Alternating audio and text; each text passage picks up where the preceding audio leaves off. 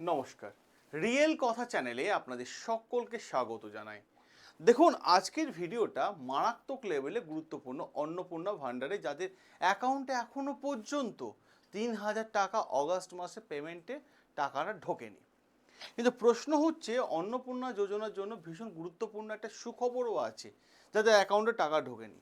তাই আমি সকলকে রিকোয়েস্ট করব, এই সেশনটা আপনি শুরু থেকে শেষ পর্যন্ত দেখুন এবং স্টেপ বাই স্টেপ দেখুন, কারণ বেশ কিছু ইনফরমেশন আমি আপনাদের সাথে শেয়ার করতে চলেছি, এমন কিছু গুরুত্বপূর্ণ তথ্য যেগুলো দেখার পর আপনি চমকে উঠবেন এবং কিভাবে আবেদন করবেন বা কি বিষয় করবেন, আমি সমস্ত বিষয় A to Z আমি আপনাদের সামনে একে একে আলোচনা করব। দেখুন, সবার প্রথমে আজকের এই সেশনে আমরা কোন বিষয়টা নিয়ে আলোচনা করব? আমরা প্রথমেই যে বিষয়টা নিয়ে আলোচনা করব, কারা এখন টাকা পেতে চলেছেন, মানে যাদের অগাস্ট মাসে অ্যাকাউন্টে টাকা ঢোকেনি তাদের মধ্যে কারা আছেন যারা এখন টাকা পেতে চলেছেন, এবং আজ এবং আগামী দিনে কারা টাকা পেতে পারেন তাদের বিষয় নিয়েও আমরা আলোচনা করব, কি করবেন, এবং পাশাপাশি স্ট্যাটাসে কোন অর্থটা আছে এবং এরই পাশাপাশি কোন অর্থে আপনি ক্লেম করবেন এবং ক্লেম করার সুন্দর প্রসেস, সেই বিষয়টা নিয়েও আমরা আলোচনা করব, যাতে আপনার অ্যাপ্রুভ হয়ে যায় সেই বিষয়টা নিয়েও কিন্তু আমরা আলোচনা করব। এবং সঠিকভাবে ডিক্লারেশন ফর্ম তৈরি করে তার PDF কীভাবে করবেন এবং ডিক্লারেশন ফর্মে কী কী ডকুমেন্টস দিতে হবে A to Z। অতএব বুঝতে পারছেন তো, এই সেশনটা তাদের জন্য ভীষণ গুরুত্বপূর্ণ যাদের এখনও অগাস্ট মাসে ৩,০০০ টাকাটা এখনও আসেনি। তাই আসুন আমরা শুরু থেকে শেষ পর্যন্ত প্রত্যেকটা বিষয় আলোচনা করিনি, এবং আমি সমস্ত মানে যারা দেখছেন ভিডিওটা, আমি প্রত্যেকের কাছে রিকোয়েস্ট করব, যারা এখনও পর্যন্ত আমাদের চ্যানেলটা সাবস্ক্রাইব করেননি বা ফেসবুকে ফলো করেননি, করে নিন, কারণ অনেক ইনফরমেশন আপনারা পেতে চলেছেন। গুরুত্বপূর্ণ ইনফরমেশনগুলো হাতছাড়া হয়ে গেলে পরবর্তীকালে কিন্তু আপনাকেই সমস্যার মধ্যে পড়তে হবে। দেখুন, সবার প্রথমে যে বিষয়টা নিয়ে আমরা আলোচনা করব, যে বর্তমানে পেমেন্ট প্রসেস কোন জায়গায় দাঁড়িয়ে আছে, এইটা হচ্ছে ভীষণ গুরুত্বপূর্ণ জায়গা। দেখুন, প্রথমে বিষয়টা বলে রাখি আমি আপনাদেরকে, অন্নপূর্ণা যোজনা পেমেন্ট প্রসেস বর্তমানে চলছে, তাই অযথা আতঙ্কিত হবেন না সোশ্যাল মিডিয়া দেখে। সরকারি নোটিফিকেশন দেখুন এবং সরকারি নোটিফিকেশনের উপর মানে নজর রাখুন, অযথা আতঙ্কিত কিন্তু কেউ হবেন না। দেখুন, প্রথমে তো বলি, 17 থেকে 20 অগস্টের মধ্যে প্রথম ধাপে কিন্তু টাকা দেওয়া হয়েছে। এরপর 21 থেকে 24 অগস্ট পর্যন্ত যাদের আন্ডার প্রসেস থাকা আবেদনকারী তাদেরও কিন্তু টাকা দেওয়া প্রস্তুতি শুরু হয়ে গেছে। এবার 25 অগস্ট থেকে 26 অগস্ট এই দুদিন, ঠিক আছে, আরও প্রচুর আবেদনকারী অ্যাকাউন্টে টাকা দেওয়া প্রক্রিয়া শুরু হয়েছে। অর্থাৎ যাদের টাকা এখনও ঢোকেনি তাদের মধ্যে অনেকেই আগামী 24 থেকে মানে 48 ঘন্টার মধ্যে অ্যাপ্রুভ পেয়ে যাওয়ার কিন্তু একটা সম্ভাবনা কথা বলার কিন্তু হচ্ছে। বর্তমানে অনেক ক্ষেত্রে ফিল্ড ভ্যারিফিকেশনের পরিবর্তে পোর্টালে ক্লেম করার পর অ্যাপ্রুভেল বা রিজেকশনের প্রক্রিয়া কিন্তু দ্রুত হচ্ছে।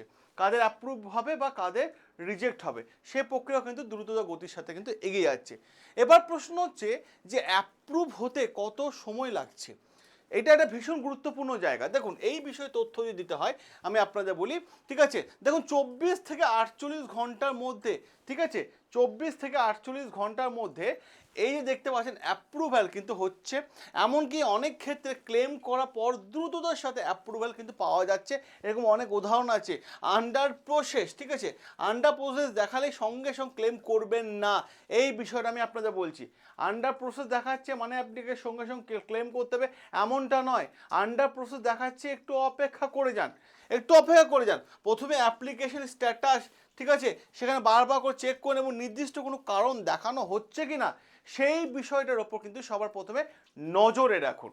এবার দেখুন, যে বিষয়টা আমরা আলোচনা করব, আন্ডার প্রসেস থাকলে কি করবেন, ঠিক আছে। দেখুন, শুধু যদি আন্ডার প্রসেস থাকে তাহলে কোনো নির্দিষ্ট কারণ না থাকে তাহলে অযথা ক্লেম করতে যাবেন না। আগে দেখুন আন্ডার প্রসেসের পর মানে কারণ কি দেওয়া আছে বা রিজন কি লেখা আছে, ঠিক আছে, ঠিক আছে, তারপরে কিন্তু দেখুন অনেক বর্তমান অনেক আবেদন কিন্তু পরবর্তীকালে আন্ডার প্রসেস থাকার পর অ্যাপ্রুভেল পেয়ে যাচ্ছে। আর যদি দীর্ঘদিন ধরে আন্ডার প্রসেস থাকে তাহলে আপনি মনে করবেন না যে আপনার আবেদনটা মানে মানে রিজেক্ট হয়ে গেছে এটা নয়, একটু ওয়েট করুন, তখন ক্লেম করার বিষয়টা কিন্তু বিবেচনা করতে পারেন।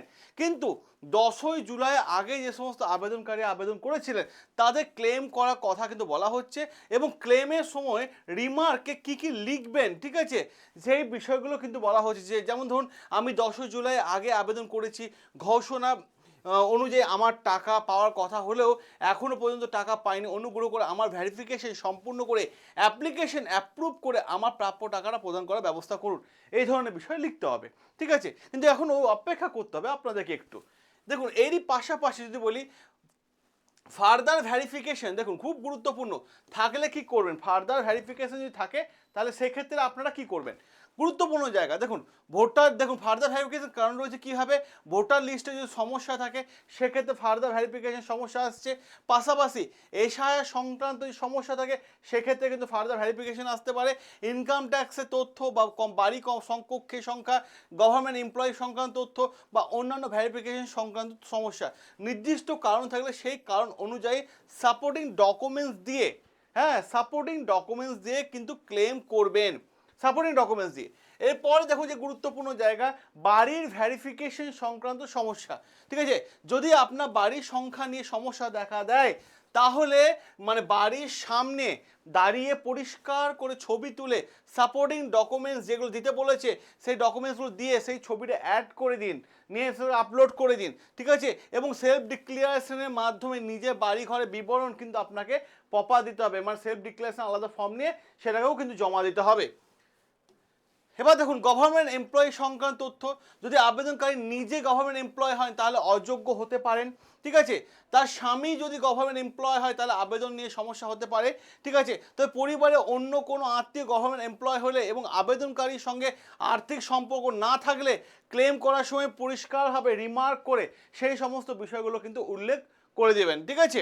যেমন ধরুন আমি বলে দিই আমি আলাদা সংসারে পরিচালনা করি এবং সংশ্লিষ্ট গভর্নমেন্ট এমপ্লয়ি, ঠিক আছে, যিনি আছেন তার আয়ের উপর আর্থিকভাবে আমি নির্ভরশীল নয়, এই ধরনের তথ্যগুলো আপনাকে দিতে হবে, অযথা নয় আমি গরিব আমার স্বামী নেই আমাকে তো টাকা দিন এই ধরনের লিখবেন না, যুক্তি সহকারে, ঠিক আছে, উদাহরণস্বরূপ আমি একটা এক্সাম্পল দিয়ে দিচ্ছি, বা আপনারা যুক্তি সহকারে প্রমাণগুলো দিন, সত্য তথ্য দিন, ঠিক আছে, তবে ক্লেম করুন। এবার দেখুন ক্লেম করার সময় আবেগে নয় যুক্তি দিন, যে বিষয়টা আমি আপনাদের বললাম, আবেগে কথা বলবেন না যে আমি খুব গরিব আমাকে টাকা দিন, আমি খেতে পাই না আমাকে টাকা দিন, আমি কষ্টে আছি আমাকে টাকা দিন, এই ধরনের আবেগপূর্ণ কথা না লিখে আপনি যে যোগ্য তার নির্দিষ্ট মানে ডকুমেন্টস দিয়ে সেটাকে পোর্টালে বোঝান, ঠিক আছে।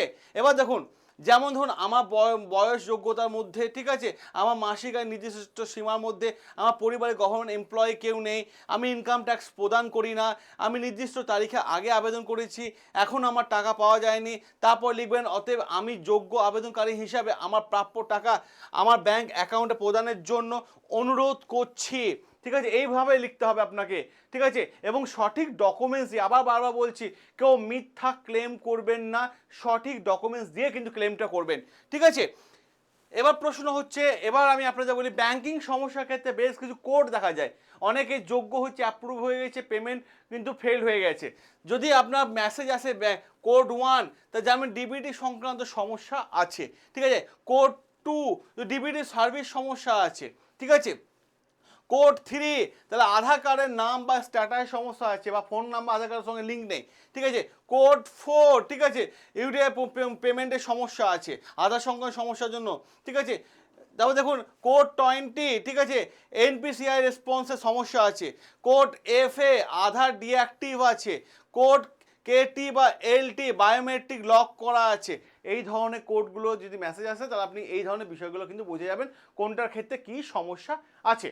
এবার দেখুন আরও কিছু গুরুত্বপূর্ণ তথ্য দিই, ক্লেম করার জন্য পিডিএফ কীভাবে তৈরি করবেন। দেখুন ক্লেমের সময় সাপোর্টিং ডকুমেন্টস যতগুলো ডকুমেন্টস আছে সমস্ত ডকুমেন্টস এক জায়গায় নিতে হবে, ঠিক আছে, এবং সেগুলো পরিষ্কার করে ছবি তুলে রাখবেন, এরপর গুগলে যান সার্চে করুন ইমেজ টু পিডিএফ, ঠিক আছে, সেখান থেকে মানে ইমেজ থেকে পিডিএফ করে নিন, ঠিক আছে, এবং মাথায় রাখার চেষ্টা করুন সাইজ যেন 20 কেবির মধ্যে রাখতে হবে, ঠিক আছে, তাহলে কিন্তু হয়ে যাবে, যে বেশি হয়ে যায় তাহলে সাইজটা কমিয়ে নিতে পারবেন। এটাও করতে পারবেন, ঠিক আছে। এবার দেখুন ক্লেমের সঙ্গে কোন কোন ডকুমেন্টস দেবেন, আধার কার্ডে ফ্রন্ট সাইডের ছবি এবং ব্যাক সাইডের ছবি, এই দুটো ডকুমেন্টস কিন্তু আপনাদের দিতে হবে। এরই পাশাপাশি এসআইয়ের মানে পরে ভোটার সংক্রান্ত স্লিপ, ঠিক আছে, সাপোর্টিং ডকুমেন্টস হিসাবে কিন্তু আপনাকে দিতে হবে। এবং ভ্যারিফিকেশন আটকে আছে সেই কারণে সাপোর্টিং ডকুমেন্টসগুলো জমা দিন, ঠিক আছে। যেমন ধরুন ইনকাম ট্যাক্স সংক্রান্ত সমস্যা হলে সেলফ ডিক্লিয়ারেশন, বাড়ি ঘর সংক্রান্ত সমস্যা হলে বাড়ির ছবি, অন্যান্য ভ্যারিফিকেশন ইস্যু হলে তার সংশ্লিষ্ট প্রমাণ কিন্তু আপনাকে দিতে হবে, তবে কিন্তু পুরো বিষয়টা ক্লিয়ার হয়ে যাবে তাদের কাছে। এবার আমি আপনাদের সামনে কয়েকটা কথা আমি গুরুত্বপূর্ণভাবে বলে দিই, ঠিক আছে। দেখুন সেলফ ডিক্লিয়ারেশনে কী কী লেখা থাকবে, সেলফ ডিক্লারেশন আপনার কী কী তথ্য দিতে হবে, আপনার নাম, পিতার নাম, গ্রামের নাম, পোস্ট অফিস কোথায়, থানা কোথায়, আপনি পঞ্চায়েত না মিউনিসিপ্যালিটি, ঠিক আছে, মাসিক আয় কত, বাড়ির বিবরণ, জমির পরিমাণ, অ্যাপ্লিকেশন স্ট্যাটাস, ঠিক আছে। তারপরে আপনাকে যে কী আছে ফার্দার ভ্যারিফিকেশন, আন্ডার ইনকোয়ারি না গভর্নমেন্ট এমপ্লয়ি, এগুলো দিতে হবে, ঠিক আছে, ঠিক আছে। তারপর নিজের সিগনেচার, আধার কার্ডের ফটো দিতে হবে, অনলাইন অ্যাপ্লিকেশন আইডি দিতে হবে, আধার নাম্বার দিতে হবে এবং সেলফ ডিক্লারেশন সম্পূর্ণ করতে হবে। এইভাবে কিন্তু আপনাকে সেলফ ডিক্লারেশনটা ক্লিয়ার করতে হবে। এবার প্রশ্ন হচ্ছে অফলাইন ক্লেম করতে চাইলে কি করবেন। অফলাইনের ক্ষেত্রে দেখুন অফলাইন ক্লেম করতে চাইলে অনলাইন ক্লেম করতে পারছেন না যারা, তারা পঞ্চায়েত বা মিউনিসিপ্যালিটি বা বিডিও অফিসের সঙ্গে যোগাযোগ করতে পারেন, সেখানে সেলফ ডিক্লিয়ারেশন সংক্রান্ত ফর্ম সংগ্রহ করে জমা দেওয়া দিতে পারেন, ঠিক আছে। অফিসের মাধ্যমে ক্লেম করার সুযোগ থাকলে সংশ্লিষ্ট কর্মীরা ক্লেম প্রসেসে সাহায্য করে দিতে পারবে, ঠিক আছে। এই বিষয়টা ক্লিয়ার হয়ে গেল। এবার আমি আপনাদের আরেকটা কথা বলি, দেখুন বর্তমানে অ্যাপ্রুভাল এবং পেমেন্ট প্রসেস দ্রুততার সাথে কিন্তু চলছে। অনেক আবেদনকারী 24 থেকে 48 ঘন্টার মধ্যে অ্যাপ্রুভাল পেয়ে যাচ্ছে। তাই আপনার অ্যাপ্লিকেশন স্ট্যাটাস কি রয়েছে সেটা অতি অবশ্যই চেক করুন। আর যদি স্ট্যাটাসের যদি অ্যাপ্রুভ হয়ে থাকে তাহলে পেমেন্ট আপনার দ্রুত ইনিশিয়েট হয়ে যাবে আপনার অ্যাকাউন্টে, ঠিক আছে। এবং আন্ডার প্রসেস থাকলে সেটা জানাবেন আপনারা কমেন্ট বক্সে। এবং পাশাপাশি যদি ক্লেম করে থাকেন তাহলে কতদিন ক্লেম হয়েছে সেই বিষয়টা কমেন্টে অতি অবশ্যই জানাবেন, আমরা সেটার উপর আরেকটা ভিডিও আপনাদের সামনে করে দেবো। সকলে ভালো থাকবেন, সুস্থ থাকবেন, দেখা হবে আপনাদের সাথে নতুন আরও একটা গুরুত্বপূর্ণ আপডেট নিয়ে।